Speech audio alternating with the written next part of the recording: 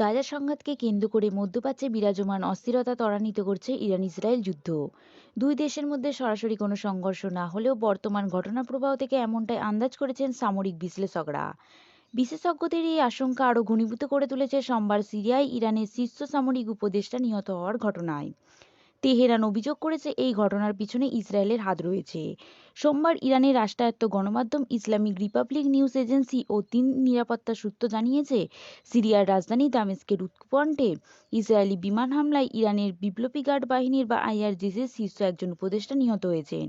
নিহত এই সামরিক কর্মকর্তার নাম সাইয়েদ রাজি মুসাপি।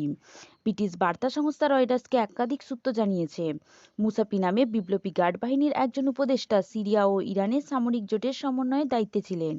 মুসাপি সিরিয়ায় আইআরজিসি জোটের শ্রেষ্ঠ উপদেষ্টা একজন হিসেবে অভিহিত করে তার মৃত্যু সংবাদটিকে অত্যন্ত গুরুত্ব দিয়ে প্রচার করেছে ইরানের রাষ্ট্রীয় টেলিভিশন। তার মৃত্যুর ঘটনা প্রচারের জন্য সোমবার নিয়মিত সংবাদ মাধ্যম থামিয়ে দেওয়া হয়েছে টেলিভিশন চ্যানেলে।